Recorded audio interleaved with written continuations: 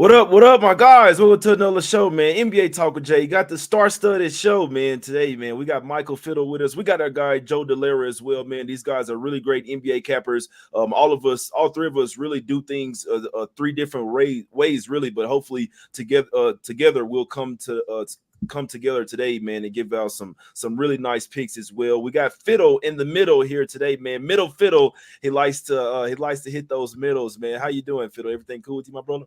I'm good. Those middles are 20-1 long shots that are plus value if you do them right. So people like to hit their money line parlays or stack together their SGPs, which might end up being 8-1, 12-1, 14-1, and they're terribly minus EV. Those Fiddles middles, 20-1 on plus value. Sign me up. Yeah, that's a fact there. What's up with you, Joe? Everything cool with you, my brother? The prop god. Hey man, it's been a start to the season, so we're happy to be here. It's first season where I am, sometimes waking up or like stopping to watch a game because I got to feed my son a bottle or something like that. So new dad, got to bring the dad vibes to the season. So it's gonna be a good season. I'm excited for it, and we've already seen a lot of good hoop, and there's gonna be a lot more good hoop.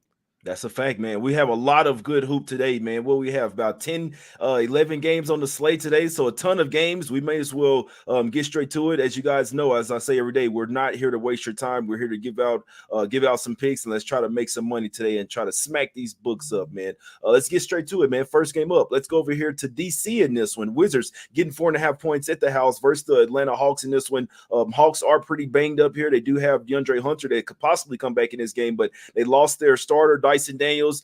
Something to look for, guys. Dyson Daniels damn near goes over his 1.5 steals almost every game. That's literally what he's out there for. He's not the greatest offensive guy, but defensively, he's getting deflections, he's getting steals. Really great defender out there. I'm sure the Hawks are going to miss him out there today, but they still have a somewhat deep team, and the Wizards will be without Kyle Kuzma as well. Fiddle, what do you think? You think the Hawks come back here and get some immediate revenge? Yeah, it's one of these classic spots. They're playing in different arenas for this game, so it's not the classic baseball series home 2 games in the same arena, but the Hawks just dropped one to the Wizards where they were up double digits and then had a miserable fourth quarter. So it would be Hawks or nothing for me here. Some of the line moves from 4 to 4.5 to 5 has to do with the Kuzma repricing. Of course, Hawks are very banged up too, but yeah, Hawks or nothing clearly for me. That's a fact. What's up with you, Joe? What do you think? Any props you like in this one? Anything you like in this game? My big thing is I would imagine that without what's his name? Without Dyson Daniels, I think that him and Jalen Johnson kind of overlapped a decent amount in terms of like what they bring to the table offensively, even just from like an athleticism perspective. And if we look at their minutes in terms of this season anyway, so it's not a huge sample size, but in the minutes without Dyson Daniels versus the minutes with Dyson Daniels, Jalen Johnson is scoring 8.55 points per 100 possessions difference when he's playing alongside of Daniels versus without him. So he sees a pretty significant jump without him. I think I might be looking for some Jalen Johnson props in this game. His points line is at 19.5. He's kind of struggled to hit that so far this season, besides literally yesterday again, or like 2 days ago against Washington. So he scored 29. I think this is still a little bit of a good spot for him, given the fact that Daniels isn't going to be in the rotation and Bogdanovich is also hurt as well.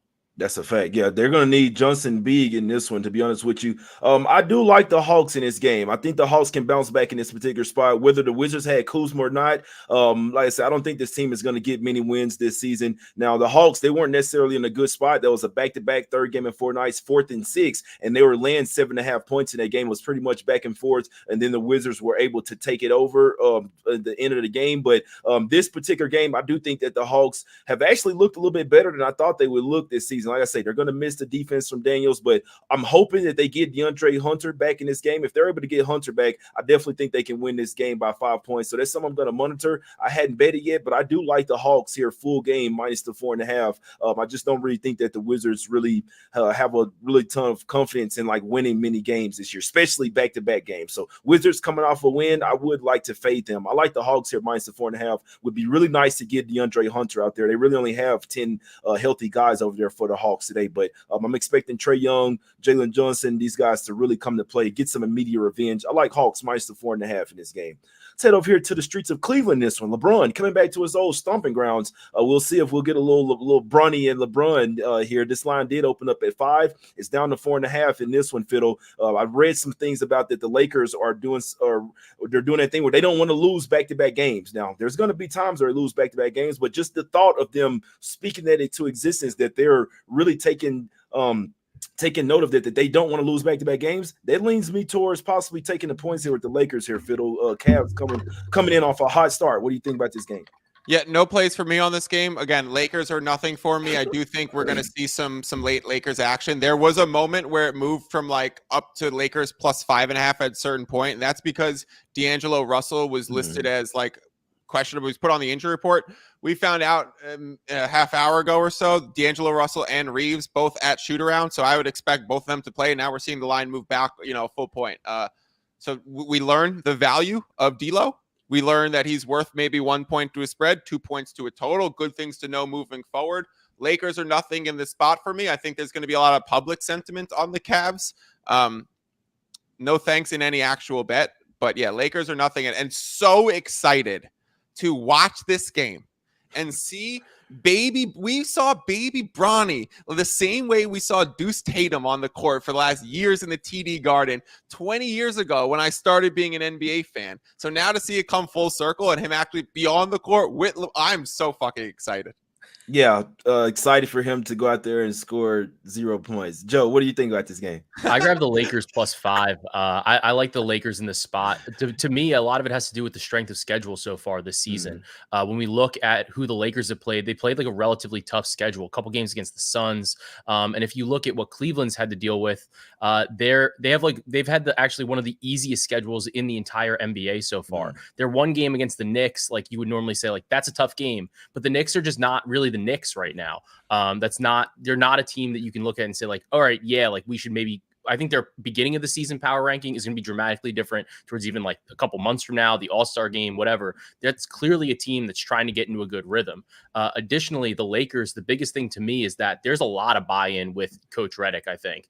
And when we look at the team in terms of what they're doing on the offensive side of the ball, last year they really didn't run a lot of set offense, only like 20-25% of their plays. Now we're seeing that number go up to even like touching even some of the 70s in terms of percentile for set offense. And that's been super successful for them. They have the 4th best adjusted offensive rating in the NBA while playing the toughest schedule in the league, according to Dunks and Threes. So to me, I think that these teams are a little bit closer in terms of on-court talent than, we normally would perceive. And then also going back to the narrative perspective, maybe this is LeBron's like last game in Cleveland. He's talked about retirement. He says he wants to play a couple more games. I don't know, maybe not. But if we look back at his history playing in Cleveland, we're going back a little bit far, right? But he's played 11 games in Cleveland in his career as a visitor. He's averaged 21 points per game or 31 points per game in those games. He's scored only like 21, 22 the last couple. But given the fact that there's a little bit of a narrative here, and I think that this is just a tougher matchup for Anthony Davis with Evan Mobley, Jared Allen on the interior. I think this is a really good spot for LeBron. So I'm going to grab over 22.5 points in this game in Cleveland, which maybe is his last game against the Cavs on the road in front of the home fans. Yeah, I couldn't talk you off that. The Lakers have actually won 7 of the last 9 versus the Cavs as well. That's a great point there by you, Joe, that the Cavs really hadn't played anyone. Obviously, they're coming off of a game where they don't like the Knicks. They're coming off a big game there. They've actually traveled after every single game as well. This is only their 2nd straight home game. And so they're literally sandwiched in between their last 2 playoff opponents. So they lost versus the Knicks 2 years ago. So they hate them forever. That was a big game. Now then their next game, a couple of days from now, they're going to be playing Orlando Magic. They did get by them in a 7-game series, but that's somewhat of like a new rival there as well. We'll talk about that game a little bit later as well when we talk about the Magic. But I'm right there with you, Joe. I think that this could be about because LeBron didn't have a good game last game. I can't say I don't like his stat pad. Like he did everything he had to keep that 10 plus. I don't really like that type of shit. That's the guy that's who LeBron is. Like he's not gonna. I don't know, whatever, but he should have a bounce back game here today. And I do lean to the Lakers as well. I think that them not trying to lose 2 in a row. And also, JJ Redick was really pissed after last game. They gave up a big run to lose that game versus the Suns. One thing I will say, this will be a 2 o'clock body time for the Lakers. This is something that people don't really look at, that I kind of started to teach people a few years ago. This game starts at 5 p.m. Eastern. So if you look at that, that's 2 p.m. Pacific that the Lakers are usually, their body clock is usually on. So that's the only thing not really going well for the Lakers here, but they are pissed off coming off a loss. They can match up with the Cavs. I'd lean towards Lakers here, plus the points as well. I hadn't got there just yet, though, guys. Let's head over here to the streets of Indiana in this one. Pacers getting 6.5 in the house versus the Boston Celtics in this one, man. Fiddle, it's really tough betting against the Celtics. This is a playoff revenge spot. I do think the Pacers, when Halliburton is playing well, I think the Pacers can actually run and gun with the Celtics. He's not playing right now, playing well right now, Fiddle. His lines come down from 7.5 to 6.5. What are we doing? Playing the 6.5, please and thank you. I think if we're getting this number below a 7 on the Celtics on the road, especially because how bad the Pacers have been, the new increased physicality around the league is the biggest detriment to the way the Pacers play basketball. So I think that, I mean, they had an easy run through the playoffs and they had a great start to the season last year, but once the rules changes, it hasn't been the same team. And some people think, oh, that was, bringing in Siakam and getting, rid of some of their wing depth and some of their speed. This team just, they don't have the same offensive identity and they have a shit defense. So we've seen the over move 3.5 points. The opening was 231.5. It's up to 235 right now. No thanks on that, but overs and large favorites are correlated. So you have a slightly larger road favorite right now at a 6.5. 7 is the point at which an NBA game becomes a 3-possession threshold. So you will see a late foul on a 6.5. So playing 6.5 or 7.5 becomes crucially different. I do not think that this line moves to 6. I do not think that we're going to see action. So this is an example of asymmetric risk, they call it. So if we know the line can only move one direction and we have the more important number in the direction where the line might move, then play that number and then just watch the market. And hopefully it's a plus CLV ticket by the time game tips off. A lot of math stuff, but Celtics is not a hard thing to explain. That's a fact, Joe. The Celtics been smashing everybody, man. Even in games where they probably even should have lost, like they looked bad versus the Bucks, still came back and covered that game. Joe, what do you have any looks in this game? Yeah, so I agree with Fiddle. I was hoping that we were going to get this line coming back this way. I thought that people, especially the public, might look at this and say, well, like Indiana played them tough in the playoffs and they weren't healthy. And like maybe we saw a little bit of Indiana by there. But to me, like Boston just looks tremendous, especially with their shot profile. They're shooting 55% of their shots from 3-point range. That is like blowing every other number ever out of the water right now in the NBA, like in terms of 3-point percentage, in terms of their frequency. Additionally, when we look at this game, to me, I love Jason Tatum in this spot. He has just been on an absolute revenge tour, and I like over 36.5 points plus rebounds. He's hit this line in 7 of 8 games against the Indiana Pacers over the last year, including the playoffs. Averaged 31.4 points, 10.6 rebounds in this spot. And although Indiana doesn't allow a ton of threes, they've actually kind of come back in that regard this season. They're about middle of the pack. They're allowing their opponents to shoot about 40% of their shots from 3, as opposed to their league leading best 32%. And not that Tatum takes all of his shots from 3-point range, but it's definitely something he's got in his bag. And Indiana still wants to cover you one-on-one. And Tatum is better than really everybody they have on their team. So I love this spot for him. He's shown a lot of success here. They don't have a great rebounding team, and Miles Turner's on the report too, so that would be a good defensive option to maybe throw at Tatum, and he might be either limited or he might not even play. So I like Tatum over 36.5 PR. It's a number that, like I said, he's gone over in 7 of 8 games against them, including the playoffs last year. Watch out for Tatum going for MVP. We know he's pissed coming from the Olympic Games, him and Jaylen Brown, but it just seems like he's the clear alpha this year, where it's not necessarily that much of back and forth. Tatum's going crazy every single game. He's fixed his shot. He's making threes. Watch out for Tatum. He's literally playing piss the fuck off. But I can say I do want to book the Celtics here, Fiddle. I did like them at the plus 7.5 for the full game, but you know what I'm going to do? I'm going to take the Pacers in the first quarter here, plus the 2. I think they come out with some intensity here. Now, obviously, I'd like for Miles Turner to play, but the Pacers sneakily match up well with the Celtics. We always see Neesmith all in Jason Tatum's grill, like literally. I mean, these guys, Nimhard, these guys have some defenders out there. Pascal Siakam, you just need Halliburton to show up for a little while. I'd like to take the Pacers here in the full game. They are coming off 3 straight losses. They really wanted that game versus the Magic as well. I think they come in here a little bit pissed off. They got swept in the playoffs. They might not be able to cover a full game, which I still lean that way, and I agree with this going down from 7.5 to 6.5. I will take them in the first quarter to try to come out at the house with some intensity, with being a little pissed off in this one. Celtics obviously have been absolutely red hot, but we saw in the last game versus the Bucks that they can still come out a little bit slow and still, like, the better team wins over the course of the full 48 minutes. But in the first 12 minutes, I'm taking Pacers here plus the 2 in the first quarter to come out with some intensity and a little bounce back J spot in this one. Give me Pacers in the first quarter plus the 2 in this fucking game. Let's go over here to the streets of Charlotte in this one. Hornets laying 6.5 points at the house versus the Raptors. This line opened up at -4. I love the Hornets in this particular spot. Yeah. The Hornets are a little bit better than I think that people really expect it to be, in my opinion. Obviously, the Raptors, I mean, I like this regardless. Scotty Barnes in, not, I don't give a damn. I like the Hornets in the spot. I think they win this game by double digits. This is a Hornets smack city spot. LaMelo Ball going crazy. It's his coming out party this particular year. I know that they're still without Brandon Miller, but I like the Hornets in this particular spot. I did hop on them -5 yesterday. I'd still take 6.5 as well. I think the Hornets win this game by double digits. Fiddle, any thoughts on this game?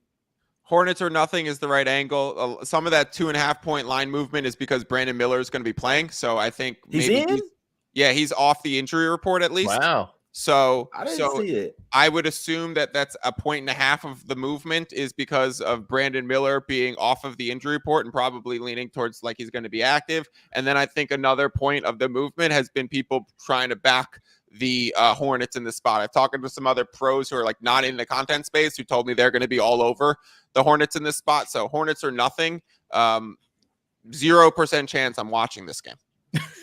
I think that was because Scotty two hotties out, bro. I think when they found out that he didn't even make the trip, I think that was a line move. I don't know for sure. I think Brandon Miller is still out, bro. So maybe the 2.5 points is maybe 1.5 points Scotty and 1 point Brandon Miller or something. But things to be aware of. I'll tell you how these lines move relative to players. I love the Hornets here, and I'd like for Brandon Miller to be in there, but I really do think that he's still out, Joe. Do you see anything? I know Scotty two hotties out. I know that. Yeah, sure. I don't see. It's funny. I actually don't see him on the injury report because I don't see. He was removed I don't see from the injury report. Brandon Miller? I don't see the Hornets having like anybody on the injury report, which I'm a little surprised about. But I'm seeing that. Yeah, I still see him out on RotoWire. But if he's in, though, hey, believe me, I love that. I'm buzzing with the fucking Hornets right here. Yeah, because I see that like Basketball Reference has that updated on October 25th that he was out for a week with a calf strain. So we wouldn't be at a week yet. But I don't know. I don't know either. I don't know if he's playing. I don't know if he's playing. I do know the Hornets removed him from the injury report on like shady business. The injury reports that have been updated since the 25th no longer have him. So that has to be theoretically part of some of the line move, even if he does or does not play. Yeah. You know, those young guys heal quickly. Yeah, I remember what it's like being 22. I'm with you. I think the Hornets is the right side.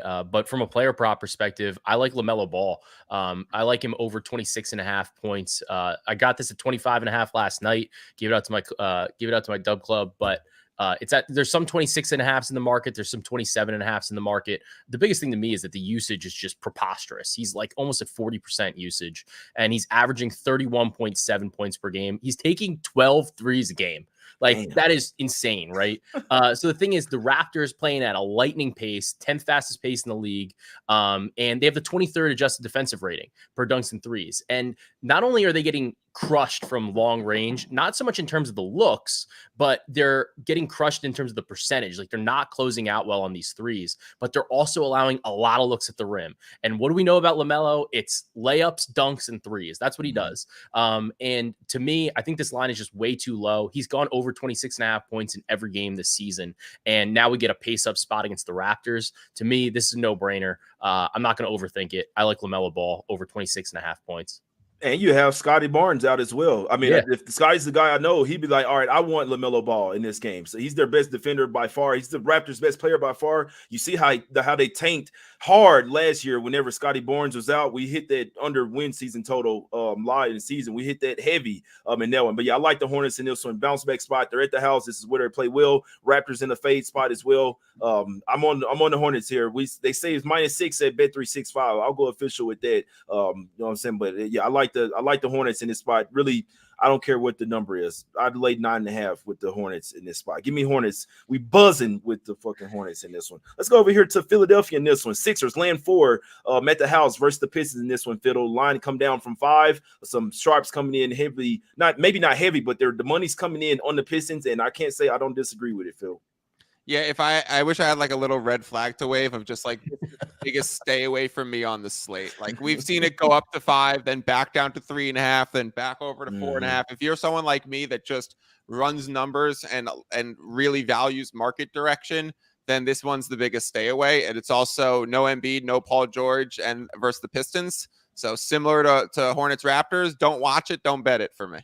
And Pistons scrappy, Joe. I would bet it if Yeah. I thought there was value, but I don't. But maybe Joe feels otherwise. No, this game is disgusting. Honestly, like I think the Sixers kind of suck. like I'm like not in on them at all. Without George and Embiid. Yeah, when like Paul George and Embiid come back, you watch. Yeah, no, I agree. I totally agree with that. I think that honestly, the biggest thing is that one of the guys that's now playing for the Pistons was dramatically underrated for what he did to raise the floor of the Philadelphia 76ers. And that's Tobias Harris. Like, Kobe. I don't think that Tobias Harris is a very good player, but I do think that he raised the floor for the Sixers team. Because like when Maxi's not on the court, they are bad. Yeah.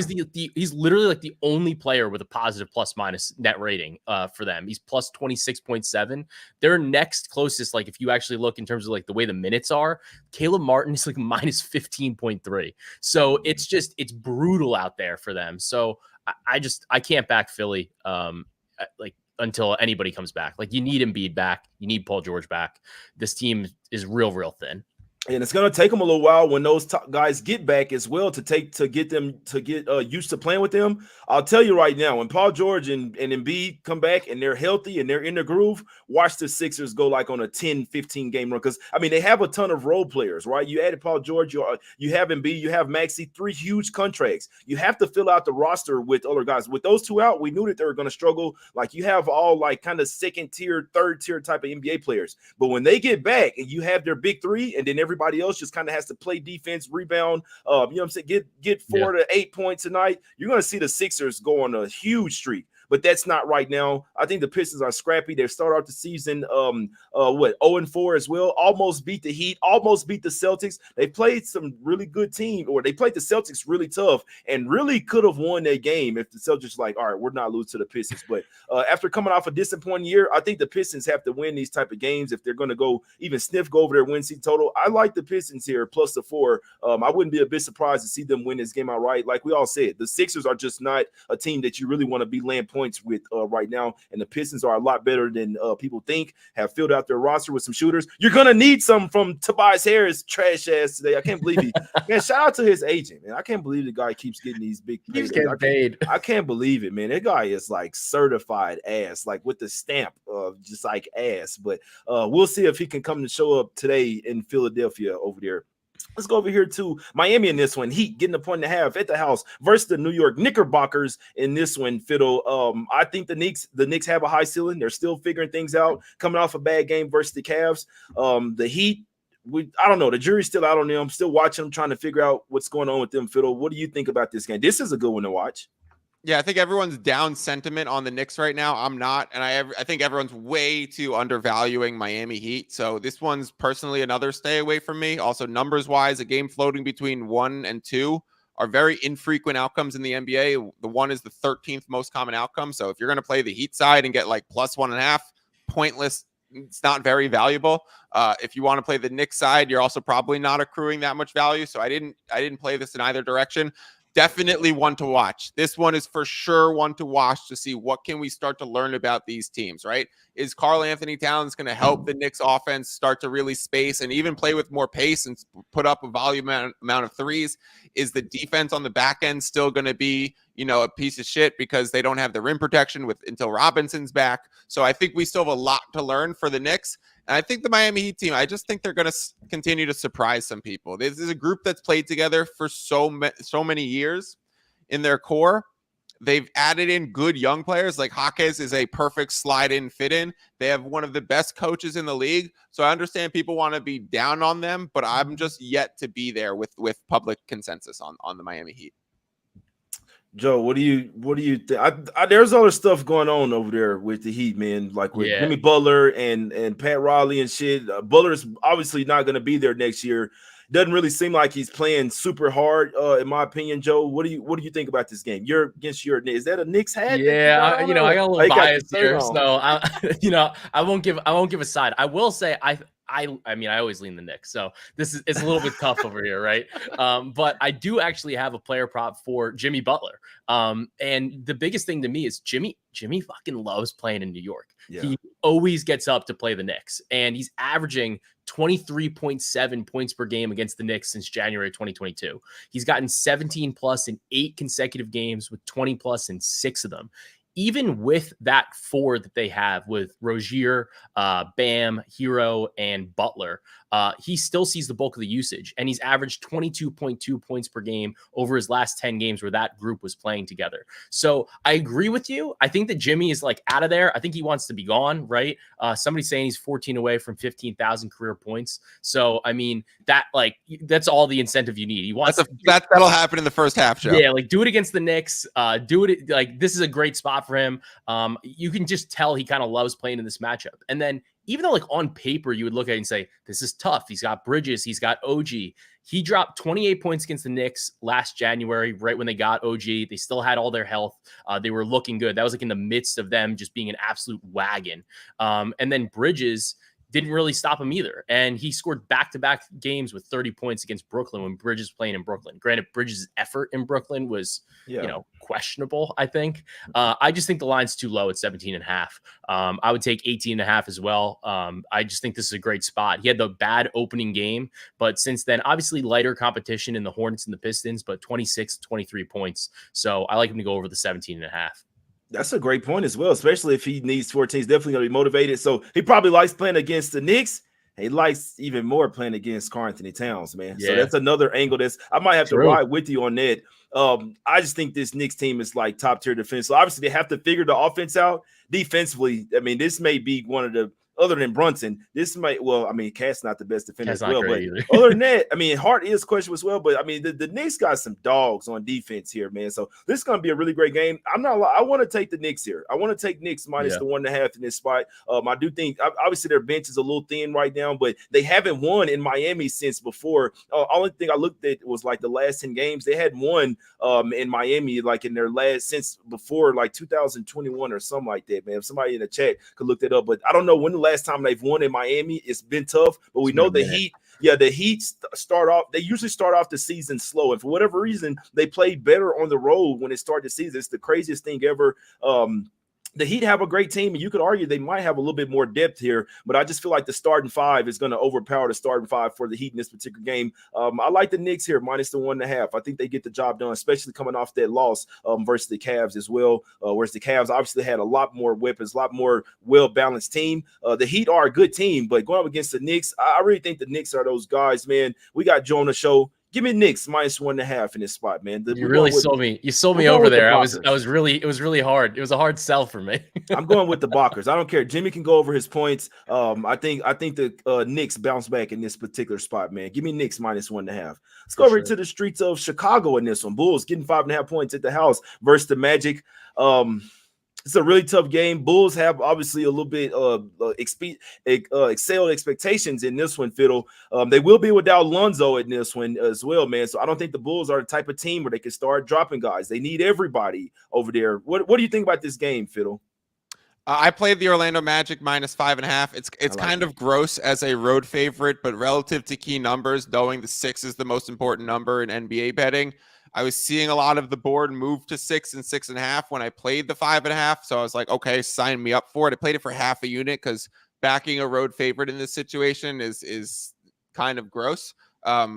there are now a lot of 5s and halves and even a 5 that showed up. I think this is going to close pretty flat for me at 5.5 or 6. So I don't really have much opinion, but I do think if you have access to find that floating 5 out there in the market right now, that would also be worth it. Just blind value if you're taking numbers relative to their close that are very important in the NBA. It's akin to taking a 6.5 in the NFL that closes at the 7. So the number matters. I know that's kind of the beauty of what I bring to the show versus Jay being like, he understands his sides and his situational spots like perfectly. So if you could start to combine these two angles, you could get really sharp within some of these spots. It becomes a game where I don't really have too strong of an opinion, but I do like the number on the Orlando side. Yeah, I can't talk you off. Line opened up at 4 as well. If I'm not mistaken, 4.5, went up to 5.5. You could even find the 5 out there, Joe. What do you think about this game without Lonzo Ball? Well, I do want to say something, Joe, something that I noticed. First off, Wendell Carter Jr. he loves playing the Bulls. Yeah, That's one thing. And then also Giddey has been going over his assists whenever Lonzo is not playing. Yeah, I mean, the biggest thing to me is that Chicago is playing at the fastest pace in the league, which is a big swing from what happened last year, obviously, with DeMar DeRozan. And we're kind of seeing that come into fruition with like the Kings. The Kings are playing at a much slower pace this year. It's hard to slow them down completely when you have De'Aaron Fox like running the show. But Chicago is really taking like a step up. They're just hitting the burners on offense. So to me, like, it's an interesting spot, right? Because Orlando likes to play slow. So like you really do have like a pretty stark difference in terms of what the pace is. So Orlando, they're a very physical team. Mm-hmm. They do slow teams down. I think that they get like people to really play like their brand of basketball. And I think that it's going to be a little bit tougher for Chicago to speed them up. But I do agree with you. Wendell Carter Jr. loves playing Chicago. And his points props like 10.5. I think he hit that in almost every game over the last like 3 or 4 years against Chicago. It's kind of come down a little bit, but he's still playing 30 minutes a game. And it's been a pretty good matchup for him. I think just with Vooch on the other side, it like lines up well for what his skill set is able to do. So I don't hate like the over 10.5 points look for Wendell Carter Jr. I will say I want to back Zach LaVine. I think Zach LaVine has looked incredible. Like now that he's basically like been released from DeMar DeRozan, just clogging like the literal middle of the floor. But this is about as bad of a matchup as you can get for like a lead guard to play. So I will say the Giddey assist look I think is interesting because we've seen a lot of lead guards get smothered by like Jalen Suggs, for example. Yeah. And it winds up resulting in them kicking the ball out, whatever, facilitating. My concern is that I just don't think the Chicago offense is like that good. Yeah. So we still have to convert on them. If I could bet on potential assists, I would love to do it, but I don't know if I can get there just in this game, just because I just don't think Chicago's all that good, and Orlando's been dominant defensively. I do have a little bit of a concern with, Paolo just coming off of that monster game. I feel like a lot of times these guys have huge letdown games the game after. But like, and I wanted to play almost like a Paolo under, but at the same time, Chicago's defense isn't very good. So it's a stay away, but it was definitely something that I was looking at in this game. Yeah, that scares me a little bit that they're coming out. And we know young guys, I mean, shit, he just got a 50 burger. They might go out and party a little bit. I think Mosley kind of has his grip on the team where it's like, look, guys, we're getting closer and closer to being the top team in the East. There's not time to be fucking around. So I do think that he has a good handle on them. Like, hey, look, you got 50, but we still have work to do. Now, I think the Bulls have been overachieving. Obviously, they beat the Grizzlies. I was on the Grizzlies, had to buy out of it late. Ja Morant ended up sitting out. They still were up huge in that game, and then the Bulls come all the way back and win it, man. I just feel like the Bulls somewhat get lucky sometimes. Obviously, they beat the Bucks as well, but they're not putting together back-to-back great performances. Beat the Bulls, got smacked up by 19 versus the Thunder at the house, then beat the Grizzlies as well. I think they come back to the house and get smacked up here. One thing, I keep it real with people. I did take the Magic yesterday. I think we took them minus the 4. I sent it out to the chat or whatever. But like I'm starting to look at it. The only thing that's working against them, they have a playoff revenge spot coming up versus the Cavs on deck. That's the only thing that's not working for the Magic here. They're the much better team. They're the much taller team as well. These guys are like the fucking monsters out here. Like they're like everybody's like 6'6" and other than Suggs. Everybody's tall, arm lengths long as a motherfucker, man. This is is a really tall team, the Magic are. I think it's going to be really hard for the Bulls to score this particular spot. As long as the Magic aren't looking ahead to the Cavs, they should win this game by double digits. You have a lot of things working for you. Banchero going crazy, might even get most improved player, but Wendell Carter Jr. going back to Chicago. These guys want a ball and they want to smack everybody up every chance they get. I don't really think they have a letdown or a look ahead, but that's just the only thing to be a little bit weary with in this game. But I do like this as a phase spot for the Bulls coming off a win, unexpected win, and I like the Magic to keep it going. The defense is just absolutely just sticky as hell, man. So I like the Magic in this spot.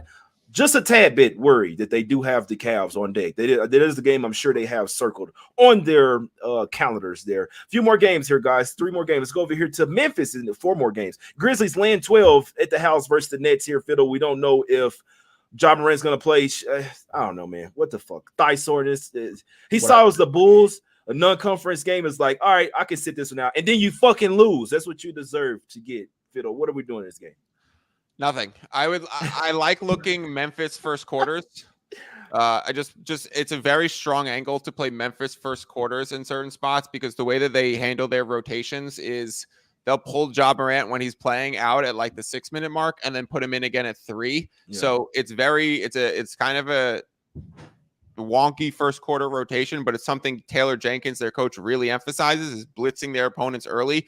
You said last game they got out to a huge lead and they let it go. Same thing happened in the Jazz game a few nights ago. So this team is great in the first quarter. They expend a lot of energy. They play their starters more minutes. They switch up their rotation so that they have an edge against your bench, right? They want to have a few starters minutes against your bench players at the end of the first and finish the first quarter strong. So at this point, home against the Nets, where you're starting with a 12, you're going to be paying what? A 3.5 for a spread on a first quarter, a really expensive money line. This is a spot to skip it, but an angle that I like moving forward.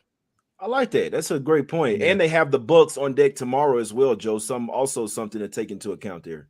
Yeah, I mean, it's definitely interesting. To me, I would imagine that Morant plays today and doesn't play against the Bucks, just from like a game theory perspective. Like you want to you just said, like he sat against the Bulls, then they lose the game. Like you got to win the games that you are supposed to win. Right. And if you lose to the Bucks, you lose to the Bucks because the Bucks are supposed to be a good team. Like that's a different issue besides that. But like the Bucks are supposed to be a good team. The Nets are not a good team. Like we know they're not a good team.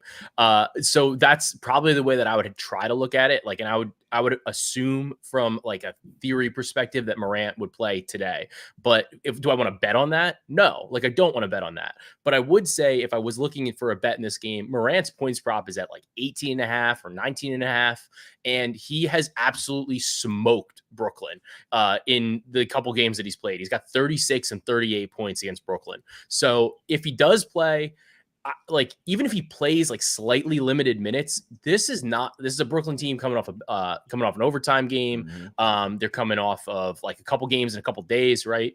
I would be looking at over like 18.5, 19.5 points where look, if he plays, great. He's probably going to play his like goofy, like minutes limit right now. He's playing about 25 to 28 minutes, but I think that that's more than enough minutes for him to kind of get over that 18.5, 19.5 point threshold. It's a number that's low for him because of the minutes restriction, but like, I'm not super concerned about him being on the injury report here. To me, it's a little bit more of like, well, we want to have him on the report to try to manage his minutes and then maybe be able to sit him tomorrow on the back-to-back and avoid some of the issues with like the league health policy and stuff like that. Yeah, definitely not the best of spots for this is a spot that I wanted to back the Grizzlies in, but we'll always look at the next day's games as well. If they didn't have the Bucks, like literally tomorrow, even if it was 2 days away and they had a day of rest, I'd be all over the Grizzlies here, trifecta spot. You do worry about a little bit of a look ahead. Now, they know they had no business losing to the Bulls, so I know that they're pissed. That's a really great look there by Fiddle. You can get -4 in the first quarter. I do think they come out hot. Not necessarily the greatest spot for the Nets here, coming off an overtime game, a game they should have won. With travel as well down to Memphis. 3rd game in 4 nights, 4th game in 6, 5th game in 8 days as well, man. So not necessarily the best of spots for the Nets. They don't really they've been playing a little bit better than expected this year, but we know that that's not early in the season. Teams don't know that they're trash yet. When those losses start, I'm serious though, when the losses start piling up, that's when they get down. It's like, all right, I'd rather go party than get in the gym and work. But early in the season, it's every man for, like, you know what I'm saying? Anybody can make the playoffs. Anybody can start off 20-10, 10 or something like this. So everybody has the same effort at the beginning of the season. That's what we're seeing from teams like the Nets, the Bulls. You know what I mean? So I had this spot circled. I wanted the Grizzlies here. Don't like that they have the Bucks on deck. I'm with you, Joe. I think Ja Morant plays. Great point by Fiddle there. If you're playing this game, look towards Grizzlies first quarter -4. I think that's a really solid look there because they should be pissed off, ready to bounce back and smother these Nets over here, man. Let's go over here to OKC in this one. Thunder laying 12.5 points at the house versus the San Antonio Spurs in this one. This is kind of like a line from last year's Spurs team. I don't really respect. I mean, the Thunder are a great team. I'll tell you that right now. And they're kind of like the mini Celtics. It's always hard to bet against them. I just don't like it's a little bit disrespectful to the Spurs. Like, this isn't the Spurs team from last year. They did get a little bit better with getting CP3. They're a lot more methodical on offense with getting Wemby those lobs. They're playing a little bit better defense as well. Just seem like they're trying a little bit more, not necessarily tanking this year. I think that 13.5 was too much. We did hop on Spurs plus 13.5 there. And I'd still put some on at 12.5 as well. I know that Spurs are a lot better in the first half, and I couldn't talk you off take because they can get blown out in the second half. So maybe Spurs first half you want to take that, but that 13.5 was too much, Fiddle. What do you think about possibly Spurs first half or full game in this game? I think Spurs or nothing is the angle for this game because we've seen the total come down too. So a large spread as an underdog is going to be correlated. It's really hard for a team to cover a 13-point win if we're going to score less than 221 points in the game. Right. So you correlate the way these directions are moving. This was a stay away for me personally. But yeah, Spurs or nothing. And I just want to quickly point out something in the chat. First of all, you have a lively and smart chat happening right now. Yeah. So a lot of good advice being said in here, a lot of smart directions being said in here. I don't mean to throw cold water on this, but there's one comment that says Hornets -5 at -140. Don't play those alt spreads. Do not pay an extra 30 cents a vig for the difference between a 6.5 and a 5. Play the 6.5. J Money says Buzz City's going to win by double digits. So a lot of really smart comments. But Alfonso, don't play that. Don't play that -140. Yeah, no, that's a fact. Yeah, we're not buying points over here, man. Those are the things that eat my soul. Those NBA alt spreads where you're buying insurance points. I'm just rotting over like it's here. NFL or something. Imagine NFL, you might want to buy some points, but NBA teaser, it's gonna have Fiddle puking. It's crazy. Yeah, exactly. What do you think about this game, Joe? You think? SGA. I mean, shit, he's gonna get his points pretty much, but. It's tough for me because my initial thought is I like the Thunder in the first half. Like I think they're just flat out better. And the biggest thing to me is that they're running some funky rotations, which is a little concerning, or so to speak, but they're still just dominating. They have the #1 defense in the league, and I think that's critically important against the Spurs team that's honestly like not that good in like any advanced metric. They're 22nd in adjusted offense, they're 20th in adjusted defense, and the biggest thing for me from an offensive perspective for Oklahoma City is that they are still like obviously awesome overall. They're second in adjusted net, they're 16th in adjusted offense, right? But when we look at what Oklahoma City's doing from an offensive perspective, they can't buy a three. Like they literally cannot make a three. That is so far off of what they did last season with almost the exact same personnel. They were tied for second in 3-point shooting percentage. So the Spurs, the problem with that is that the Spurs allow a lot of threes and they allow a high percentage on those 3-point opportunities. They're allowing opponents to shoot 38.5%, the 6th worst number in the NBA. So for me, I think that this is a spot where Oklahoma City's offense could finally get some like real burn and get going and get hot early in this game, where you're seeing some of these rotations kind of start gelling together, where there's slightly different combinations that Dagnall's running with. I think this is a good opportunity for them. I'm okay backing them early in the game, but I agree with you. Later on, I do have some concerns because it's a huge spread. The total's not very high. Fiddle said the total's coming down, but I think overall, like with the amount of talent that Oklahoma City has, I think that we're going to see like a pretty positive showing from them. Additionally, with this, like the head-to-head Chet and Wemby, rivalry there. There is definitely a rivalry there. But at the same time, Victor has not been like tremendous so far this year. Like he's just coming off a great game. He had 20 rebounds, but all the efficiency is not really there yet. And Oklahoma City, like if you had to build a player to cover Wemby, it's probably Chet. Like that's probably the best option you could throw at him, right? So to me, I think this is a very tough game for San Antonio. And I'd be comfortable laying like 8 points with the Thunder in the first half. I know it kind of goes against the second half and like the overall cover at that number, but I think that the way Oklahoma City is running this team, running the offense, I think there's an actual showing where this team should be able to regress like positively in terms of the 3-point shooting. And even if they don't, they're still so good top to bottom, especially in the defensive side of the ball, that there's a little bit of meat on the bone there. Man, if the Spurs are down by more than 8 at the half, I will not feel confident about them covering the full game. It's crazy because they flipped it in the last game versus the Rockets. They were down huge and then came back and almost ended up winning that game. The exact flip of, first off, what they usually do and what they did versus the Rockets in the first game, where they blasted them first quarter, first half. And then before you know it, it's a fucking 1-point game, 109-108 in the fourth quarter, man. So, but I just mainly for the price and the Fiddle always says value. A lot of people talk about value. I don't care about value if it doesn't fucking wins. I do think the value is on the Spurs here, but if it doesn't win, what the fuck? The value could be like on a long season prop. Plus 4,000. Oh, it's value because it should be plus 1,000. If it doesn't win, it doesn't fucking matter. So that's why I don't use that word a lot. But I do think there's value on the Spurs in this particular spot, simply because they're being priced like their last year's team. And I do think that they are a lot better than last year's team, especially like when they were literally trying to lose games on purpose, trying to play Wemby 24, 26 minutes, like literally just weren't trying to win. It's still early season.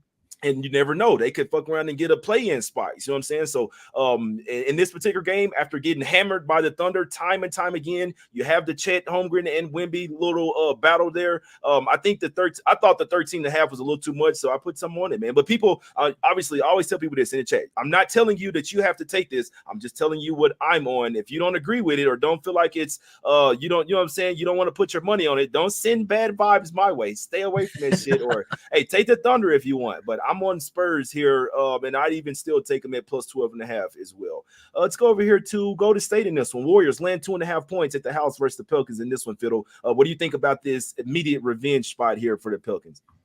That's the grossest thing ever, but I'm backing the Pelicans money line. Holy shit. Can't believe I'm doing it. They were up 20 last night in the first quarter. I was on a Pelicans minus 1.5 ticket. Fiddle. I woke up. Dude. Fiddle. I don't want to cut you off, Fiddle. If you have bet 365 and you bet the money line, you would have got paid out. It has to be money line, and it's only at bet 365. They held it early payout. Soon as that team gets up 20 and you have the money line, they pay you out. Simple. It could be first quarter. It's literally, I think, the best. It's like one of the best promos, like every day. It's unbelievable. It actually. It would probably be an interesting math question for you, Fiddle. If it's worth, like, let's say if their money line price is say like minus 120. I was exactly going here in my mind. I wish I could get in a time machine, know what the prices are, take 6 minutes over to the side and do some math, and then come to you with an answer of actually would that have been worth it, and would I have done it in hindsight if I knew it? But because you'd have to do it every game. Like you'd have to do it all the time. Exactly. So. You want to know what that's called, Jay? That's something where you're calculating this V word called value, and then making the right decision for your long-term approach. So when I woke up this morning after the Pelicans blow a 20-point lead, I sent a strongly worded email to Willie Green, very strongly worded email. And I said, I didn't actually. Don't ever reach out to the people, but I just love the concept of I sent a strongly worded email. Like taking it to the next level between like DMing the player. He's like, I'm going to send an email to the coach. Yeah, exactly. I'll send a handwritten note to the Pelicans front office. However, this is another spot to back the Pelicans. It is when you have these baseball series where you play 1-1, like 2 games in the same arena in back-to-back days, you often see split winners. You often see a sense of urgency from the team that just lost. So you're seeing this in there's Hawks Wizards, which is a repeat matchup. We just had this with Portland versus New Orleans a few days ago. Now we get it with Portland versus Golden State.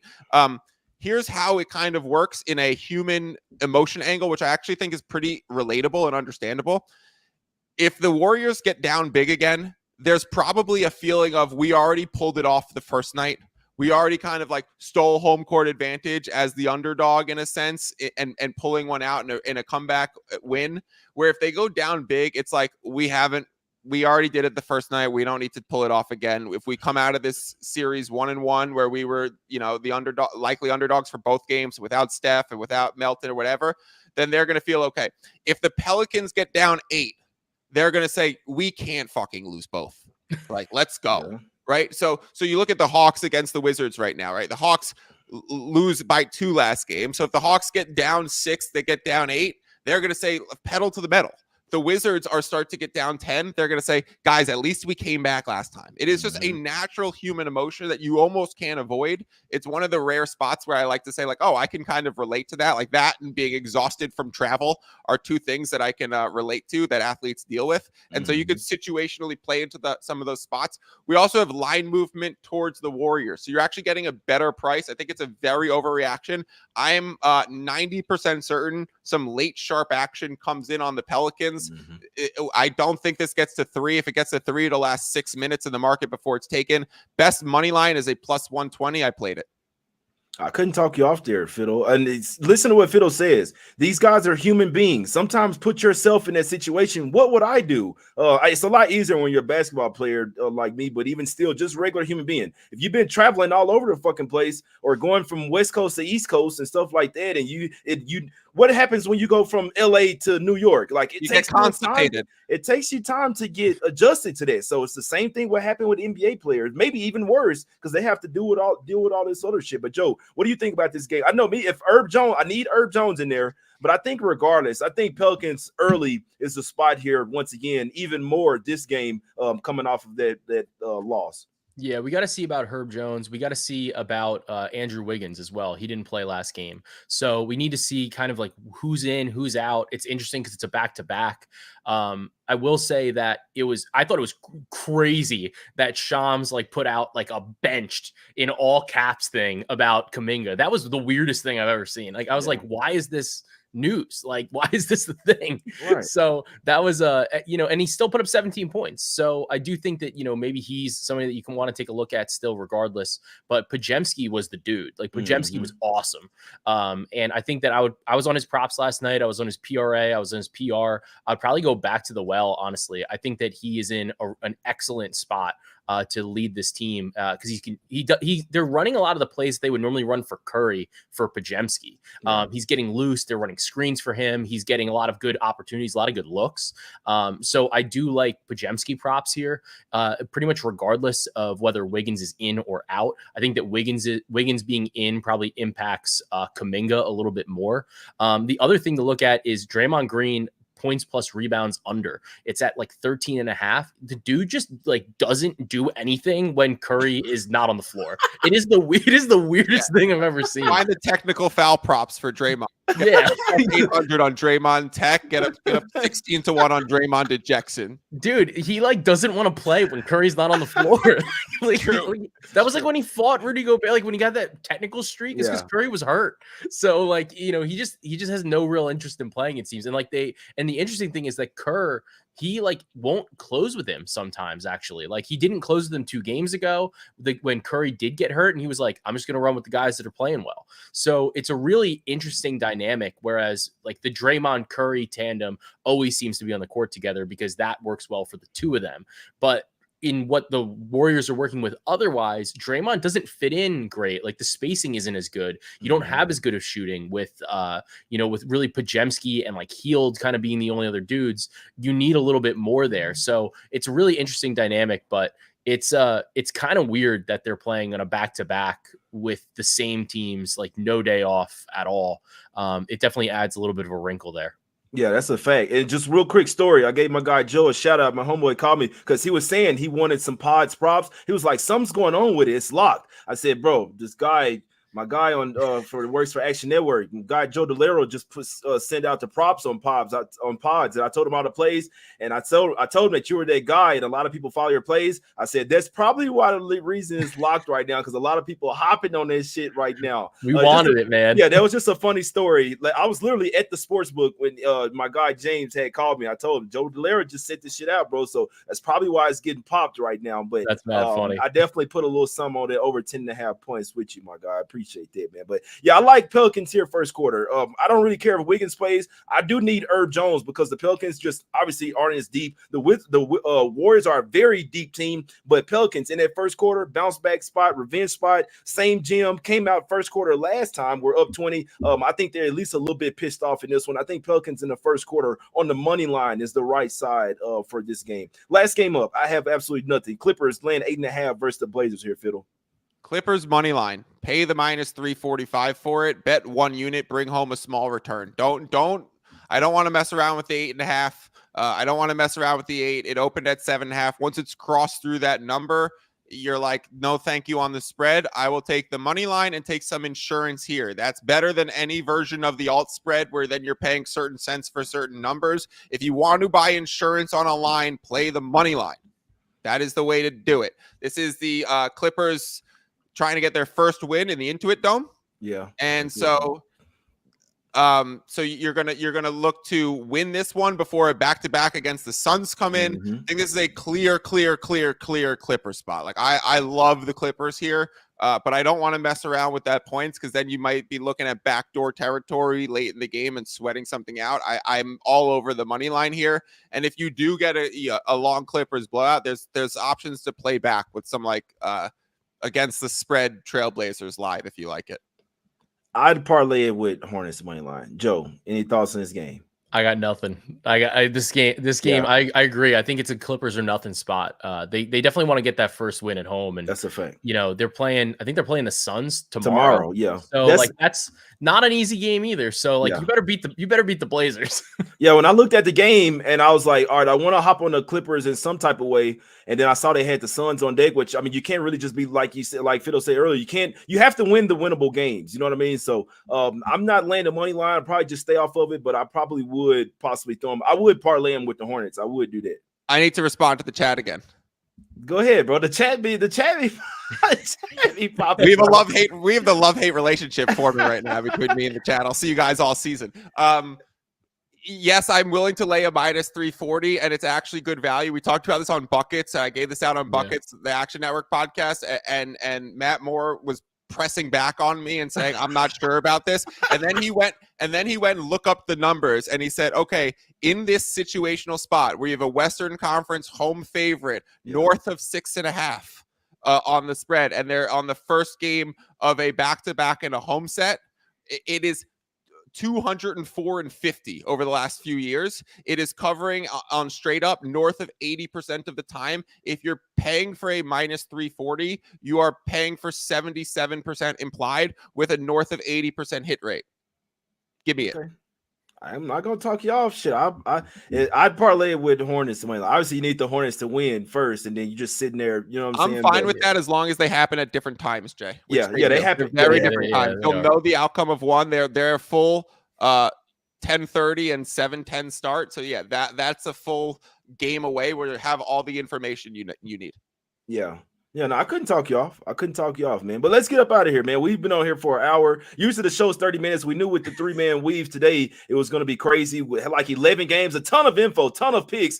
That's why I always respect everybody that comes to the show. It's real easy just to go towards the end of the show or just go somewhere and look for picks. But when you're looking for the breakdowns, looking for being taught how to fish for the long term, you can have someone just say, hey, fry me some fish, fry me a couple of fish. You know what? No, I'm going to teach you how to fish. You go fry your own damn fish, man. So shout out to the people that actually want to come and learn, come and watch these shows. I believe we had like 930 people watching live. That was the tip. That was the peak number there, man. So shout out to everybody come and watch the show. Let's recap the plays here, Joe. We'll go with you first, my brother. What's your official plays for today, my brother? We got a lot. I like Tatum over 36.5 points plus rebounds, the Lakers +5, LeBron over 22.5 points, LaMelo over 26.5 points, and Jimmy Butler over 17.5 points. Some of the other stuff we talked about, got some leans, got some things maybe you guys convinced me of, but I'm looking out for Pajemski lines. That's the other big thing. That's a fact. And tell them about the podcast as well, Joe. All right. Yeah. So I got the Cash That podcast. You can find that everywhere, YouTube, Spotify, etc. And you can find some of my plays in the Huddle Discord as well, with Matty Chucks, Lord Penguin, and That Guy Bets. That's a fact, man. And I'll be on that podcast as well. Whenever Joe's willing to have me, I'll be making my lock it up. I'll be making my appearance on the Cash That podcast as well, man. Anybody I bring on the show, like, they know their fucking ball. You see what I'm saying? So I know my chat, like, they can be a little crazy, but Fiddle knows his shit as well. He's really good. Like, with the, like, I don't do the value, and there was no disrespect to Fiddle. I don't really. That's not what I do. That's what Fiddle does. He's in that number shit and projections, and this is the value, and this is what he does. Is how he makes money. He's another guy that does this for a living. So, chat, you better respect this fucking guy. He's gonna be on every week as well. So I don't have bet collectors showing up at my door. We're good. We know where the bread gets buttered. That's a fact. Yeah, but Fiddle, what do you like? What are your official plays today? And also let them know about your show as well. Clippers -345. F you guys. Pelicans +120 and Celtics -6.5. My show is called The Advantage Sports Betting Podcast. It's kind of Monday through Friday NBA breakdown show, very nerdy and math based. So if you like that stuff, come join me. If you don't like the V word, I'll see you once a week with J Money. It's not that I don't like the value. That's just not something that I don't cap based off that, but maybe I should. And that's why we have Fit on the show. We're always trying to learn new things, guys. So that's why I say respect people that's watch the show. Anybody that wants to learn, I really respect you, because a lot of people just want handouts these days. They don't give a damn about learning. They just want the picks quick and fast. If you're learning, that's what makes you a great capper, to where you don't even have to watch shows like this. You can go out there and do shit on your own. So that's the goal. That's why we do these shows, to try to help you guys out. You see what I'm saying? So always have open ears. Always be willing to learn more. Now, for me, there's a lot. Give me Hawks -4.5. Heavily lean Lakers +4.5. I might get there. Give me Pacers +2. I heavily lean Pacers +6.5 for the full game as well. Give me Hornets. I'll go Hornets -6, since there's a 6 out there. I do lean their way to come out firing from first quarter, first half, full game, trifecta spot. Heavily lean Pistons, hadn't got there yet. Probably going to get there. Give me Knicks -1.5. I am on that. Give me Magic there -5.5. A little bit worried that they have the Cavs on deck. Next game is a playoff revenge game, but I still think the Magic come out here and smack the Bulls up. Keep an eye out for Giddey assist over as well. Heavily lean Grizzlies first quarter -4. I think Fiddle kind of talked me into that one. I might be getting there with Grizzlies -4 in the first quarter. I am on Spurs +13.5. I'd still take them +12.5. I understand people may not like it. You don't have to fucking take it. I lean their way in the first half as well. And I like Pelicans in the first quarter on money line. I haven't took that yet, but that is something that I'm going to have a little bit of money on as well. And I'll ride with Fiddle on this money line with the Clippers. I will parlay that with the Charlotte Hornets on the money line as well. I bet you guys would like that price as well, man. But great show. Go follow my guys at Joe Dellera on Twitter, X, whatever the fuck you want to call it, at Fiddle's Picks as well. These guys have shows, podcasts as well, so make sure you go follow them. All the info will be on their page. You can follow me as well at J Money is Money. We will fucking cash today. We're about to smack the books up today, man. Shout out to everybody in chat. Hit the like button, subscribe to the channel. Let's go, baby. Let's get this money, baby. We out.